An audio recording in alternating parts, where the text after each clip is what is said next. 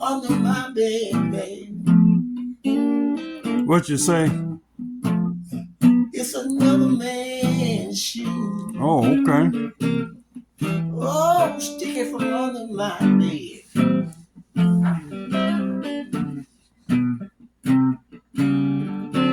You said you had to work, baby. That's a lie that you said.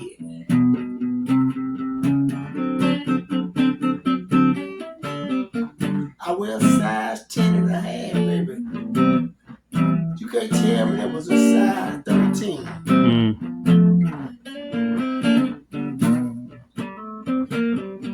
I said I wear a 10 and a half, baby. Them shoes was a goddamn 13.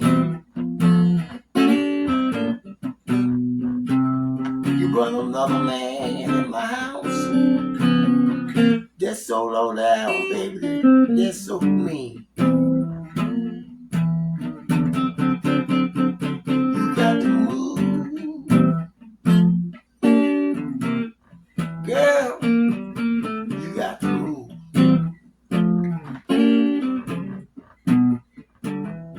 You got to go, girl.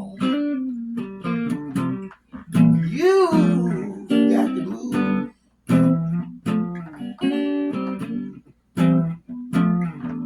It's sad, but it's true. For you to cheat on me the way you do, you got to move.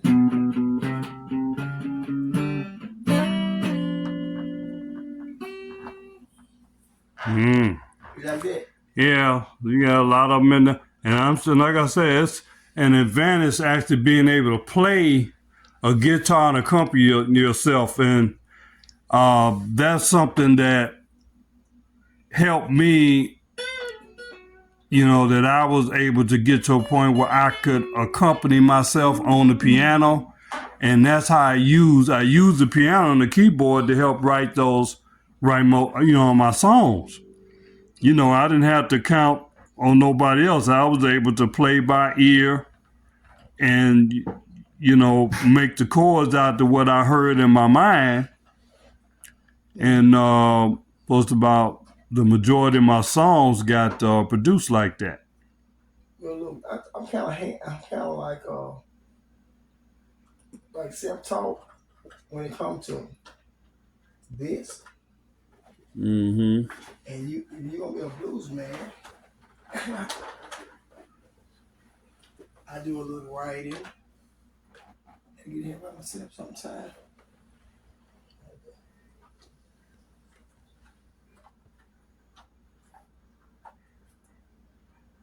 You never know when you have to be somewhere by yourself.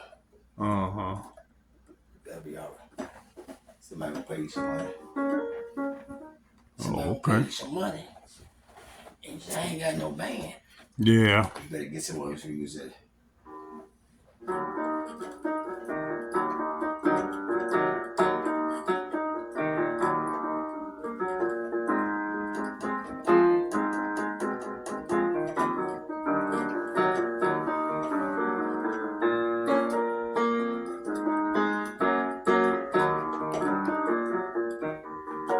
Got to move. Girl, you got to move. You got to move. Girl, you got to move. Sooner or later, girl, you got to move. I see another man, shoes under my bed. You see another man's shoes, baby, under my bed. I'm not gonna do nothing to you, baby. Baby, don't be scared. You got to move. You got to move. Got to move. Move. I wear a size 10 in a hand. It's a 13, baby, shoes under my bed.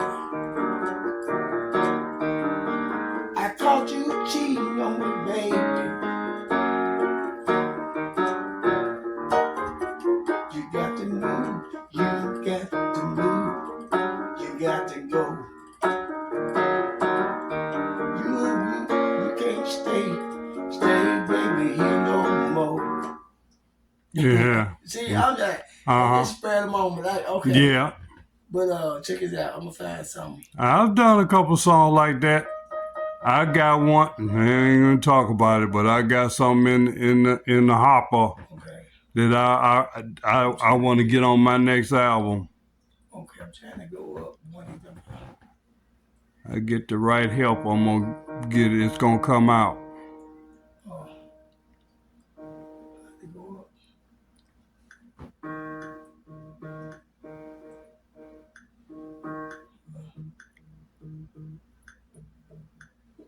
It might be about to be right.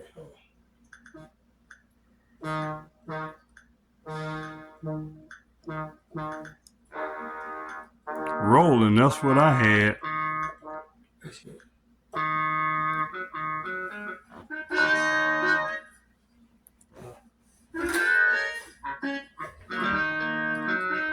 I'm a blues man. I'm a blues man. I'm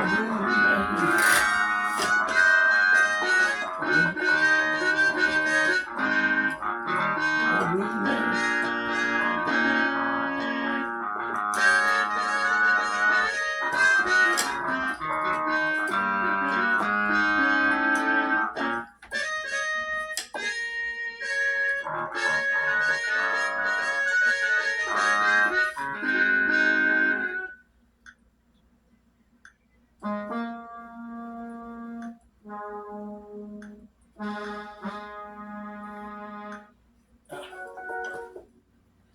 I'm gonna do one of the first songs that I wrote. That I wrote. When did you start? When would you say what age you were when you actually wrote your first? This is actually a song. I'm gonna show you the first song I ever wrote. I'm gonna cut the volume. I was about 17 years old. I was seriously professional. I think it started coming together. I was about 17, 18. That's about when I started. Because that's when about the time I wrote Don't Walk Out of My Life Again, moving to Memphis.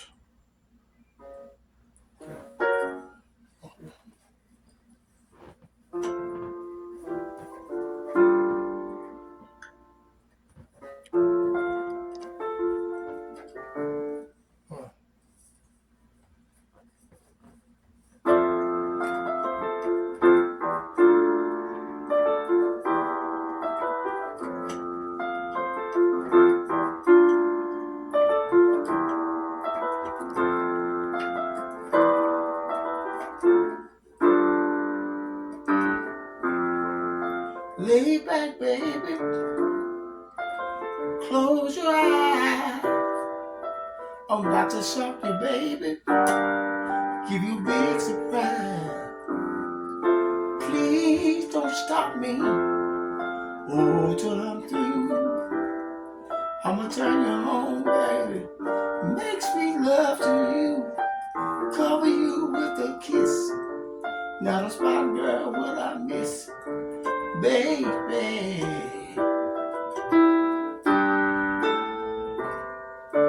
Cover you with a kiss. Not a spot, girl, what I miss. Baby.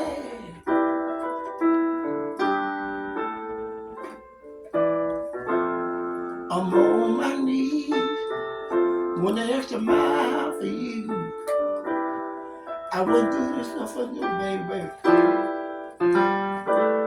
For no one but you. Early in the morning, won't be one word said. I'ma get up, baby, fish you breakfast in bed. I'm doing this just to show you, baby, that I love you. I'm doing this just to show you how much I care for you. Cover you with a kiss. Not a smart girl will I miss, baby. that's kind of like R&B. Yeah, sure. Man, I redid it, man. And that particular song got me the opening for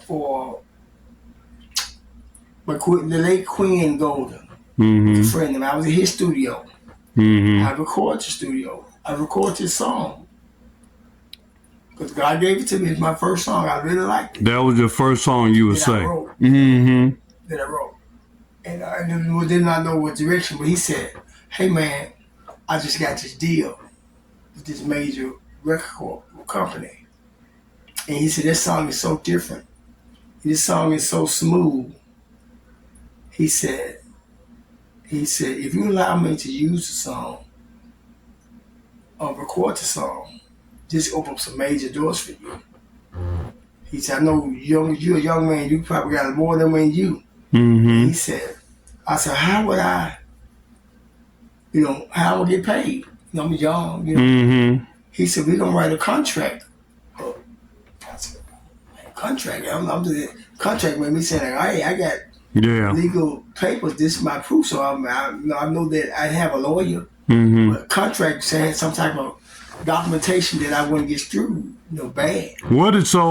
Did you have did you do an agreement with them? Yeah. What happened? What were the terms of it? Well, getting into the business, they didn't change very much to do to that and whatnot, whatever. Nothing wasn't nothing major. But the company had to make them a little more thicker, the music, little production. But they said his job anyway to do that. You know what I'm saying? Yeah, that don't have nothing to do with the right I know, but of the song. I ended up getting 33 1/3 of my whole song. Because the company wanted something. He changed this to whatnot. And but being green didn't have 100% to 33 1/3. But you learn as you go. And but it was one good thing about that. My first song was the title cut. So being in the lineup and then you could say, this is me. Yeah. It gave me inspiration. My first one started. I said, all of them be good, but you make the title cut, that's bragging rights. Yeah. And it gave me, hey, you got to take number 5, number 13, that last one is mine. The top, I think I was still number 3 in the lineup, but being the title cut, they just gave me inspiration. Yeah. And the being decided, I just kept on writing. And then every time I was writing slowly, by the time I wrote another song, he wanted that one too. So I gave him my first 3 songs. He didn't make much money because at the time, Southern Soul was still new. It was something different about. What years was this? Oh man, it was in the early 80s. Okay, well you got to realize something, and I'm speaking from experience because I was there. Stax Records was really Southern Soul. When you think about it, Isaac Hayes, Johnny Taylor, Albert King, Staple Singers, Eddie Floyd, Sam and Dave, Booker T and MGs. I'm just rattling off all these people because I know them. I was there. The titles, the styles of music just evolved and changed over the years. From the 60s to the 70s and on through. And I would say I say that the real quality music really kept its momentum, I would say, maybe through the 90s. And I would say starting in the 90s, it started to lose it a bit.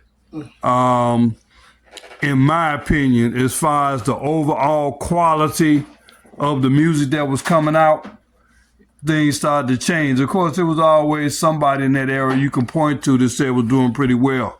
But I say as a whole, those were the years where Stax was the strongest, Motown was the strongest.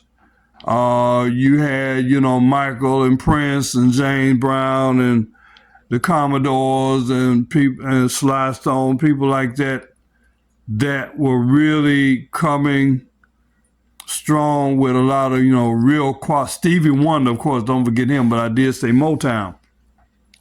But yeah, if you go back, like I said, I actually technically I started writing, I want to say I was about 17.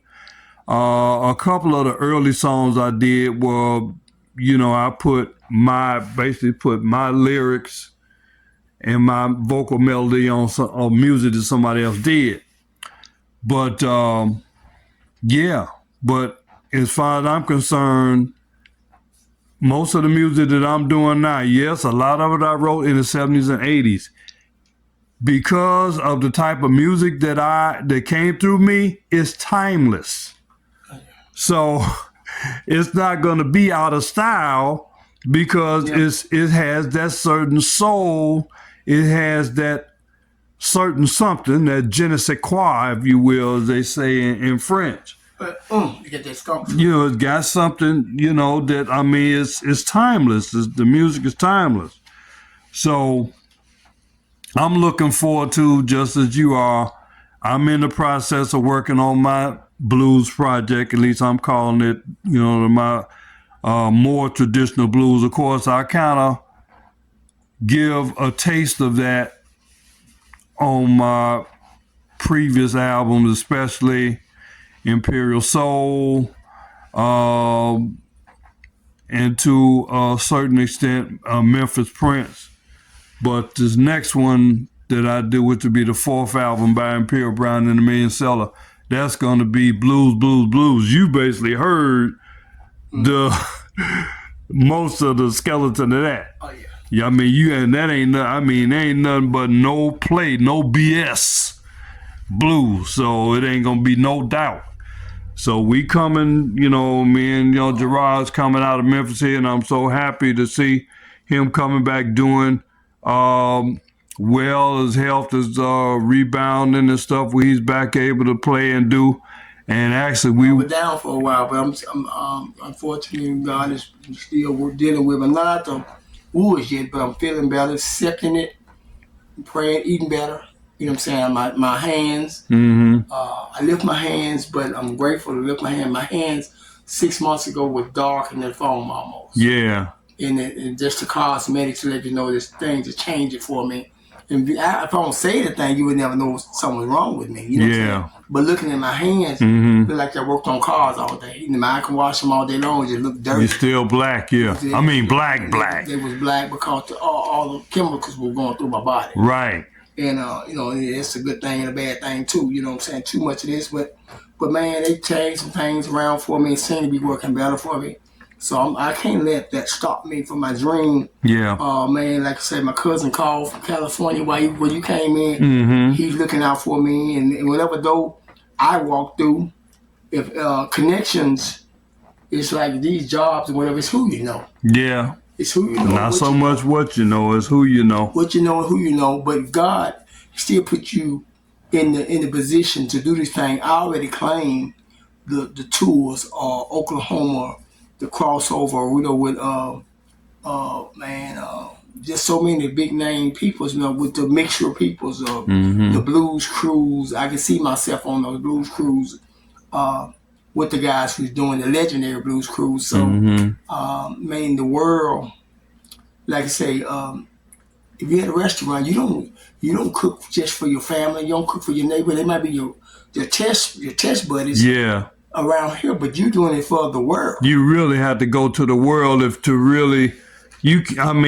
to say, you can't really count on your family and those close to really get you over or get you to the next level. You really have to make inroads with someone that's outside of your family, outside of your immediate circle. That's when you can really make it pop. And another thing, again, what we have is similar in common with this music. As I go back to Davao City, one of the first things I want to do is there's a American expat blues band out there. You think I ain't gonna try to get with them and show them how to I know somebody, I'm a real blues man. they pretenders. As far as I mean, they admire it and they listen to it and, all, and they appreciate it. But you from the cotton sack and from the real field. But I live it. I keep it real in the field. I came up in the field, so I know all about it. Matter of fact, I was just walking in my neighborhood there on the west side of Chicago. You know, I was Howlin' Wolf used to hang out over there, blocks away from where I was, where I live. But yeah, it's all that's a lot of, and you just don't realize, Gerard, a lot of stuff that you be talking about that you've gone through. Do you know I've gone through almost the exact same thing? That's why we got a bond, man. We far. We're so far apart, but we're so close because we can reconnect with our dreams, with our connections. So we're grateful, man. But that's why when the start is to go back to the early '80s, music was changing. One man, they collaborated a lot. Everybody brought something to the table. Mm-hmm. The horn section, let's do this, let's try this. Yeah. Let's try this. 1, 2, 3, hit it. Now let's turn around. We had, they worked together. Now, me and you can sit here and put together the whole album, just me and you. Yeah. And then you look at those other 7 people you really left out. Yeah. Right. The real drummer. They got the drummer. Yeah, I got the drum machine. You got, man, Al Graham with Stax. You know, Stax with Isaac Hayes and them. They had some of the baddest drummers, man. I got a chance to talk to him. Graham, the drummer, playing all that Green stuff, man. Okay. And he told me he died about 5 or 6 years ago, man. But he told me about the business. He said, "You take care of business take care of you." And Isaac Hayes, but Ollie Nightingale, he kind of came up in the talking to people who inspire me. You know, he said, "You take care of business take care of you."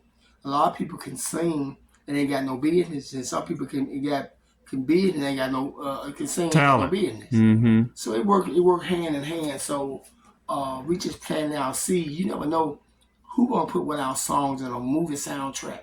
Mm-hmm. Who gonna do this right here? So we continue to birth thoughts and birth music that it's almost like you caught them fishes years ago, but they wrapped up, they in the freezer. You put them out. Mm-hmm. And it's still tasteful because they've been protected. Yes. You know what I'm saying? You got thousands of songs. Like I got boohoo's of books. As an author, you can always go back and your thinking ability and your professionalism has grown and you just fine tune. That's right. You go back and look at a story that you wrote years ago. And then it's just show your growth. Some things don't need to be touched, but you just fine tune a few little words here and there. And it's time to throw it in the grease.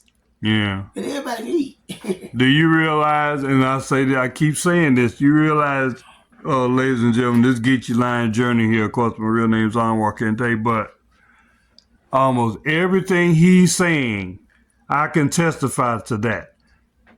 Case in point, you go to my website, cheelansoul.com, and you can hear the music samples of my latest album, Memphis Prince. Mm-hmm. Every song on Memphis Prince was written in the early 80s. Everything on that album was written either in the late 70s or early 80s. And it just now came the time that I met the right people in the right situation to put the song together to put it in the album form. Now I expect that some of those songs are going to be put out again with other versions. Other people are going to sing them and do them and put their treatment on it. But when I think of My Melody, I wrote that in 1978. I wrote that. What's another one? When You're Lonely, early 80s. Okay, Love's in Danger, early 80s. And that's something that he was saying, like you kind of get it, most of it together, but you put it in the freezer. That song was in the freezer, in the vaults for like 30 years, and then all I had was the music basically and the title. And then I didn't get the words, didn't come to me till 30 years later. But there you have it. Growth. It's your growth. You lay the foundation, I come back to it. Yeah. You froze the dough and you put the meat on it later. And that's exactly what you get. That Memphis Prince, everything on there. It was written in the late 70s or early 80s. You get out there, y'all. You got some hard copies on there. I'm kind of old school. I like that. I can download it, but you got the hard copies. No, you know one thing, and this is something we just talked really on the music business. Now, I was talking with John Ward last week at Echo Records. They really don't do too much printing physical CDs anymore because as far as mail order, you're really probably not going to move a lot of units unless you're somebody big like Beyonce or someone else like that. I currently have a summer special, 4 CDs. I think I'm selling 4 hard copy CDs for $50. But that's like a special edition, limited edition. I only had like 100 of them made. Once they sell out, I'm not going to ever have them again. So really they're collector's items. But as a practical matter, everything that I'm releasing now, it's downloaded. You got to download. I got a guy, friend, you don't stay too far from me. But some people, I'm from old school, a lot of people's the newer cars have the little drop thing, but they're souvenirs to older people. I wouldn't invest a whole lot in them, but you still got some old school cars, you still got some, and it's like the albums, it's like, my mama had Tyrone Davis, and it's like souvenirs. And I wouldn't just go, just the new way going, download, but a real fan, it's like junk mail. It'll be laying around for years. Mm-hmm. It's like crack. It's I remember that's my cousin. Yeah. Or I remember when he was just right here. Or he could be passed on. Mm-hmm. If you can't go on the computer and get it, hey, I remember him. He came to Memphis. He came over my dad's house. Yeah. I won't do a lot, but I got to hook up on him. I'll tell you about the prices. Well, I got a few. I said the 4 album for summer special. The 4 CDs that I actually did a hard copy. I did a hard copy on my first album, which was Alone at Last. I released it under my own name, Anwar. And then I have Imperial Soul, the album we've been talking about. That's on CD by Imperial Brown. The second album, Hung Up on My Baby by Imperial Brown. That's on CD. And then the first album, the first official album by Chi Lion Soul, Wedding Day, that's on CD. So I have some CDs out there, but again, and right now as I ramp it up and really try to make a final real rally at this music thing, I'm dedicated and putting my energy toward connecting with the real fans. The real fans will buy my music. The real fans will appreciate my music. My slogan, which I got from a beautiful young lady up in Chicago, that she had a YouTube channel, and she said, the right people will like my stuff. The right people will like your stuff. That's who I'm going after. And this not for cousins. This, like you say, if you made homemade soup, the right recipe is something's tasteful to everybody. I can't eat everything you like, but with your spiritual, your music, or whatever, if it's something they don't like, you can't please everybody, but somebody gonna like every song, or they searching for happiness or searching for love. Yeah, you could be that author of their happiness. They're searching for peace. You could be that bridge. Yeah, you've been a bridge over troubled water.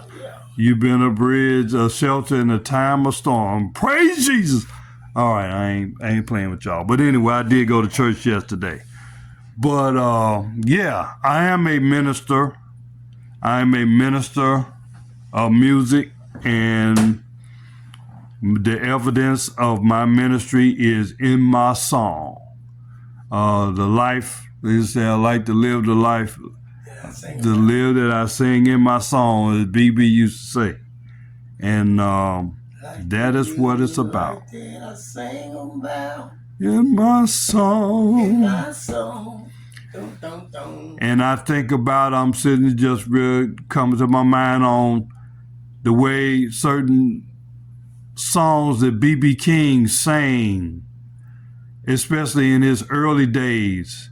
He was really he was a minister. I can still picture him now doing certain things. You would always see him when he would play the guitar and sometimes would sing certain things, how he would close his eyes. And I mean real tightly, he would close. It's almost like he's trying to keep from tears coming out of his eyes.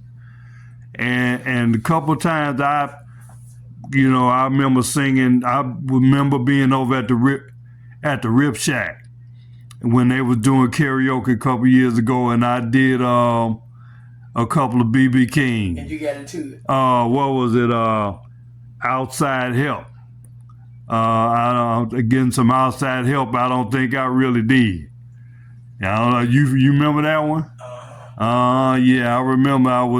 And of course, when I get into some of them songs, I can relate to them. So I mean, I'm really, I don't be playing on certain blues. You put your mind and soul in. If it's touching you, Mm-hmm. you can deliver. Hey, this ain't no plaything. So you didn't experience some of this stuff. So you're talking from experience, and it's sounding good too. We try to be professional, but sometimes we play. When you be yourself and let go, and just you're not out of character, but you rehearsal is just certain things. Sometimes you out of not your character, but a vein. Mm-hmm. It's a spiritual type of thing. We do rehearsal and practice your thing, but sometimes that vibe that you feel from that young man or that young lady, you feel that connection pulling you to them. It'll take you in a spiritual type of thing. You kind of put more of this heart into that song. Yeah. I experienced it too, going a little deeper than in the song, reaching down in the mud to bring it all the way out. I said, how did I get there? Yeah. Then you come up and got to get yourself together. It touches you too, from the heart, reaches the heart. Yeah. And I just tell you, this is another just point of reference for you when you actually have time and you sitting around here and you relaxing and you really get a chance to listen to my music, and you'll be able to do it because I'm going to give you a subscription to my radio station. When you listen to my second Imperial Brown album, which was Hung Up on My Baby, it has 6 songs. It's a album collection that's made in the mode of Black Moses. I don't know if you remember that. 2 albums set by Isaac Hayes. But I believe I don't think Isaac wrote any song on that album. I think they were all cover songs. He did a song by Curtis Mayfield. He did a song by the Carpenters. He did a song by Jerry Butler. He did the Friends of Distinction. He did the Jackson 5. I mean, I'm just rattling off because I remember all this. That album, 6 songs, half of them were cover songs. Half of those songs on there, I was literally crying. Either writing it or sometimes reflecting on it or listening to it or revisiting it when I was actually singing. I mean, literal crying, especially Hung Up on My Baby, which I'm going to get into the subject of that song extensively coming up on my broadcast on Isaac Hayes Week. But yeah, I mean, I actually remember that. If you listen to that particular album, there's those songs, most of those songs on that album, there was particularly an emotional connection to those. So you'll really hear that. And again, that was a masterful production by James Jackson. Here, I was involved, of course. I was the writer. I chose the song. I chose the cover song of basically of Isaac, of Jerry Butler, and of the Shylights, which is basically Gene Record, who's one of my favorite composers. But that was basically produced in Memphis, and we finished it off up in Chicago with the vocals. But it was mixed. I think it might have been mixed and mastered, some here and some in Chicago. But yeah, a lot of, and it's something that I just got connected with you this later in life. See, I thought you were going to say, I was trying to pick it, but I knew that you said, because I saw you, you come down and you do a lot of karaoke. Mm-hmm. And you reached out to me. And I didn't say you tell me no story, but I was trying to make that you say what you said you told one time. But you were doing karaoke. And then another generation come behind you, and you had all these songs in the vault. Yeah. Took a break. You said another generation. You just almost like giving up on love, whatever. I said, man, I did that. But Jerry Butler. no, that was the name of the song. No, but what I'm trying to say, giving up. Not saying you giving up. You took a spiritual long break. But I had given up on love, literally. I know. That's why I connected so well with that song. That song there, I told you, was literal crying. Yeah. I was sitting at my desk. I played that song 3 or 4 times in a row. I was crying. I understand. But I saw you, Jack, and then would tag me, or see you, and I stopped in your room. You in the basement using your place. Yeah. Place. The studio. The studio. And I began to say, that's my cousin. And I began to tag George and them and some of my people to come in the room, and I think it was during the pandemic. We was at home. And, yes, during the pandemic. Yes. Everybody was doing it, so you say, it was a wonderful time to do stuff. We entertained each other because we couldn't go nowhere. Yeah. So everybody, we started meeting DJs and people just trying to find things to do. Oh man, you had 100 DJs, everybody doing karaoke, everybody at the house just playing guitars and writing songs.